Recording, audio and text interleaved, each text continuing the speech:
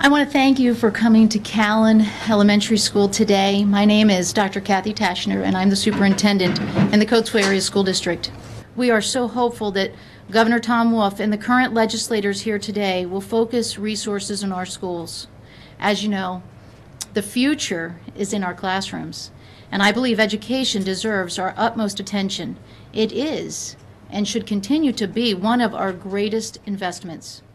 So it is my pleasure to welcome and introduce Governor Tom Wolf, and I thank you, Governor, for joining us today. Thank you very much. Thanks. Thank you. It's really nice to be back, Dr. Tashner. I was here actually during the campaign and was really impressed with what I saw. I got to say the weather was nicer. It was a little warmer the last time I was here. But it's great to be back, and I appreciate the warm welcome. I mean, as you saw when I went and disrupted the classrooms, there is nothing friendlier than first and second grade students, and they were really welcoming to me, the teachers, everybody. But this is a place where people are learning, and it's really the kind of thing that we ought to invest in. And instead of investing in this, what we've done here, all over the state, but here I think since 2010, 2011, we have defunded $3.5 million from this school district, the Coatesville Area School District. And my point today is that we can't do that. That isn't, that's not good economics. It's not smart. Forget about whether you think it's right or wrong. It's not smart from an economic point of view. We cannot continue to disinvest in our education system. This is our future for all of us. All of us standing here, everybody in Pennsylvania, we have to invest in this. And so we've got to make sure that we're doing what we can for our children. If we're going to get our Commonwealth back on track, we're going to have to figure out how to fund education adequately. I understand it's not sufficient. There are more things that go into a good education system than money, but it's necessary. You cannot continue to disinvest in education and hope to get to a good place. Pennsylvania, just as an example, ranks 45th in the country in terms of state support for education. That doesn't make any sense. Pennsylvania should be first in just about everything. And if it should be first in one thing, if it's going to pick just one thing to be first in, it should be education.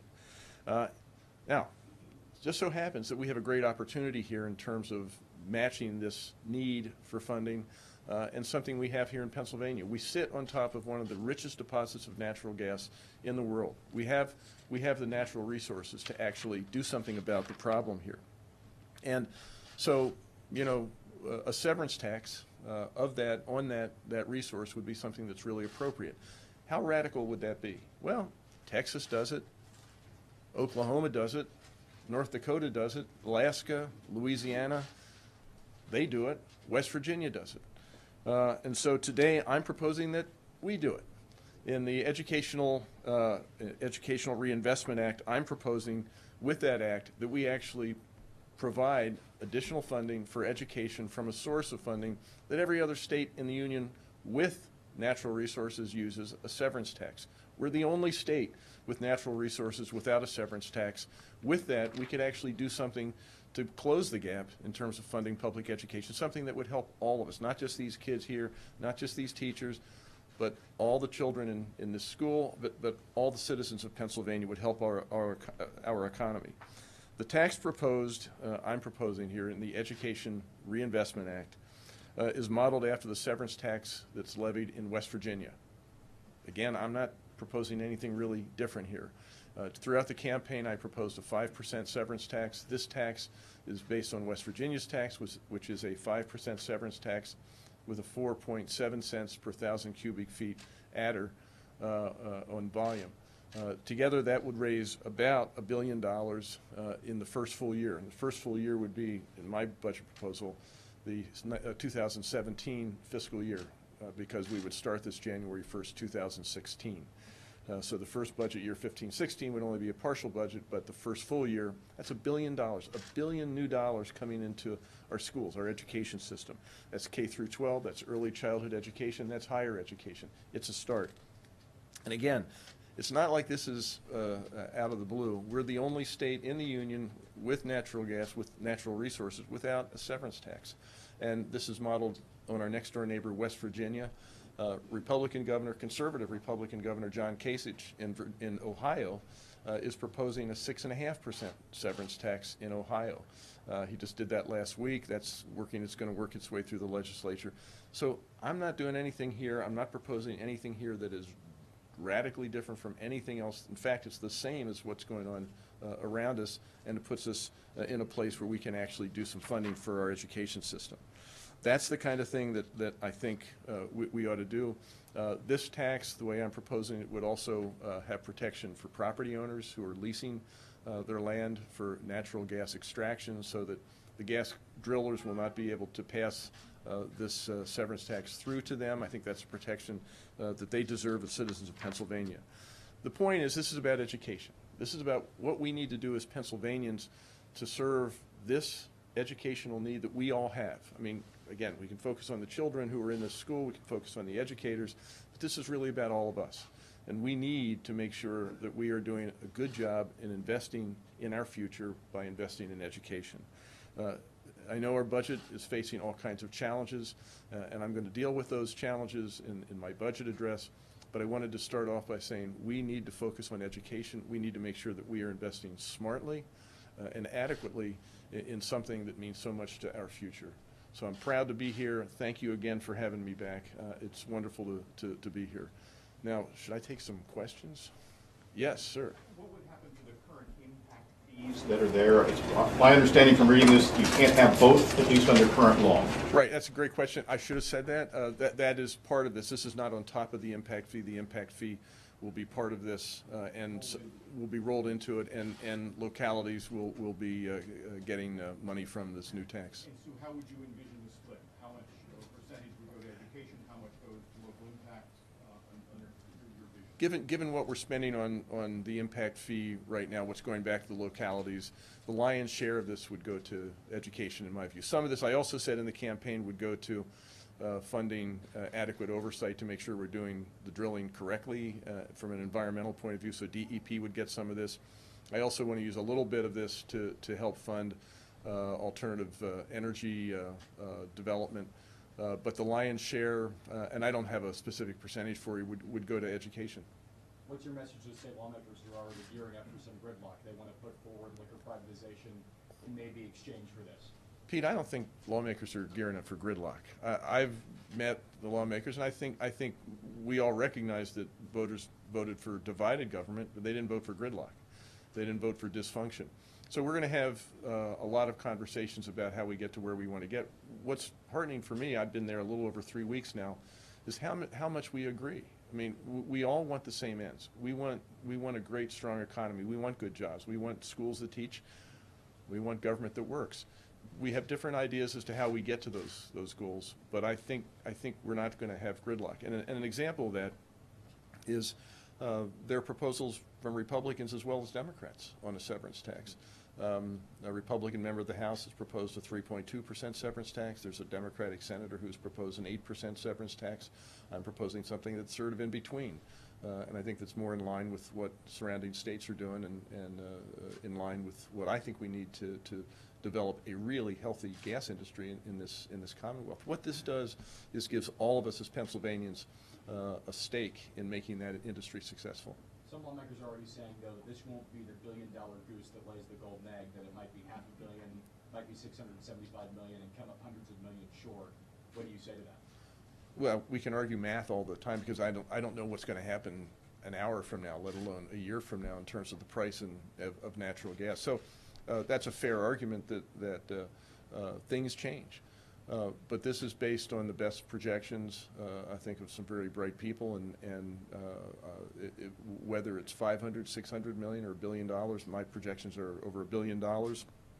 It's real money, and it's real money that our schools desperately need.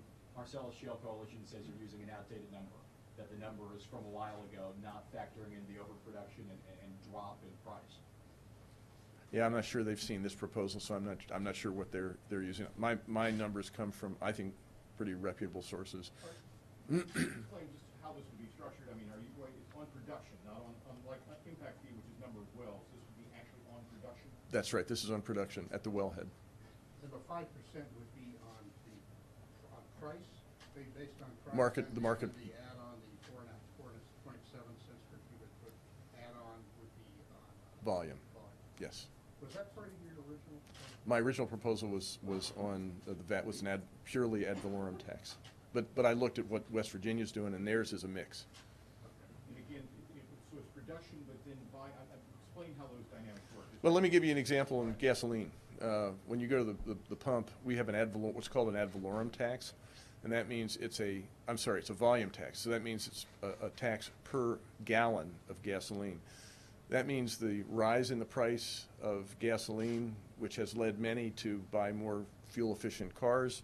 We've actually had lower taxes. We've had less revenue come in because it's a purely volume tax.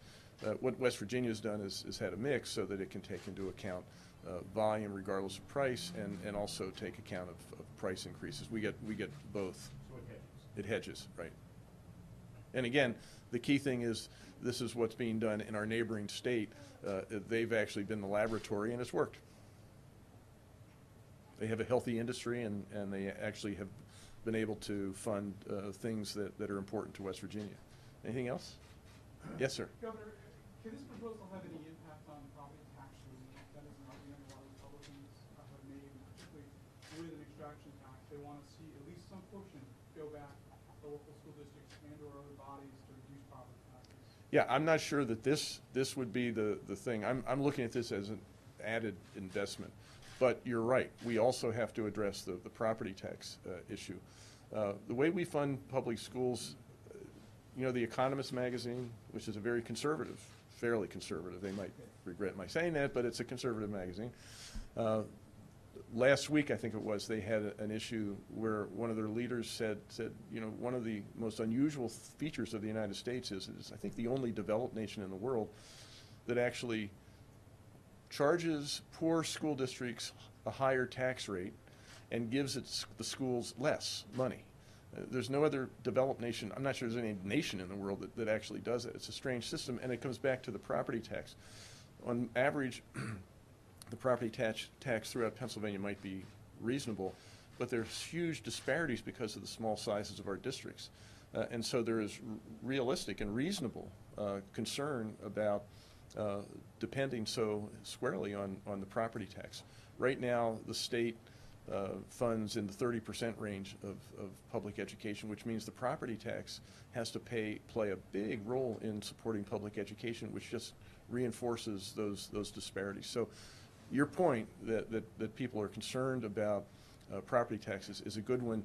This, for me, is something that is separate and apart from that, on top of that, because we have to make sure that we're funding schools adequately. This is a source of funding that is fair, I think, for Pennsylvanians, and it's something that could actually help us in something we really need. Yes? Just to clarify on the point about the money from the impact fee, is that a dollar-for-dollar replacement of the money the counties are putting now, or formula works? Yeah, that's a good question. I haven't worked out the formula, so I'm not sure exactly how that is, but the idea is that localities will get a lot of money from this, and that they will be in good shape as a result of the severance tax. Will they in fact be made whole, though? I mean, can you commit that to the county governments that will make? I'm going to work as hard as I can. I don't know exactly how you're talking about a hold harmless. Yeah, I'm not making that guarantee, but just because I don't know, there might be $1 over here that somebody doesn't get, or $1 somebody gets over here gets more. The whole point of this is not to take money away from our localities.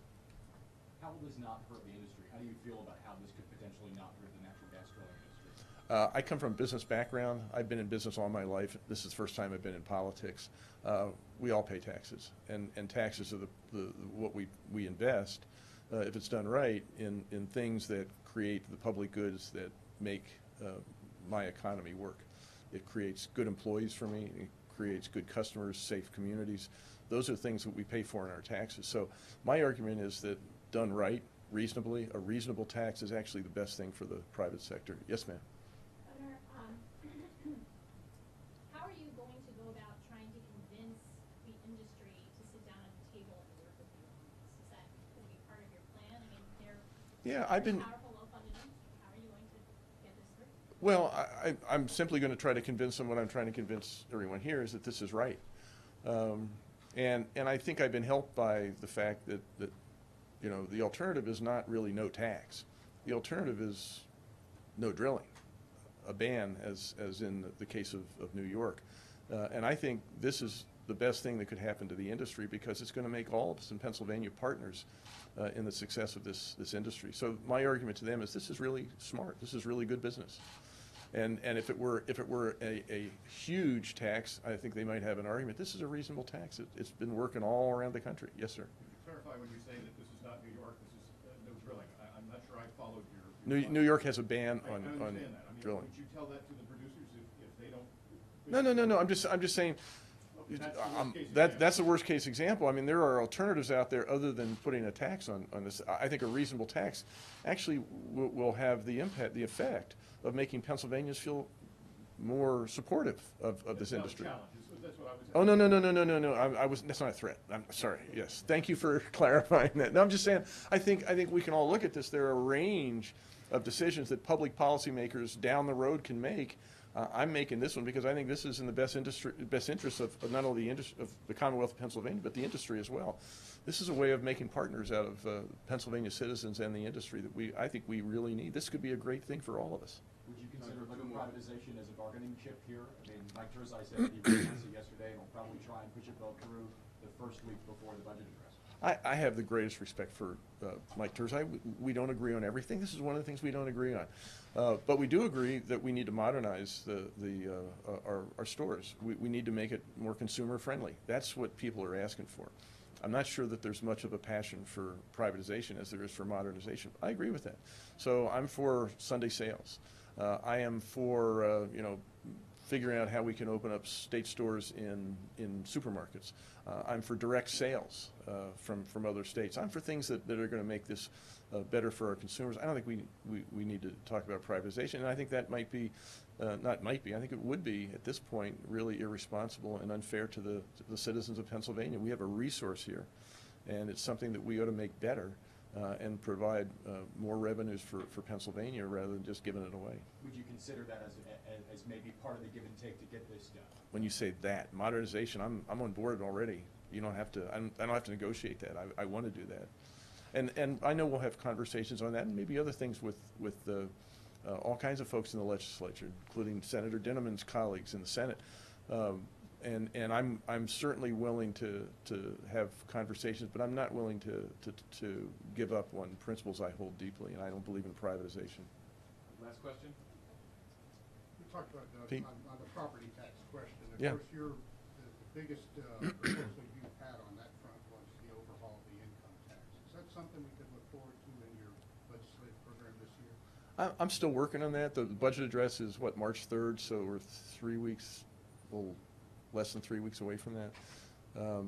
And I'm working through the details of that. But throughout the campaign, what I talked about, Pete, was a fairer tax system. And I think what we have here with the huge budget deficit, we have an opportunity to actually do a reset and make a fairer tax system in a lot of ways. I mean, I also talked about a reduced corporate net income tax. I talked about reducing property tax. I'm talking about things that go beyond just one silo. I'm talking about a fairer Pennsylvania. Okay, thank you. Okay, thanks a lot. Thank you, Governor Wolf.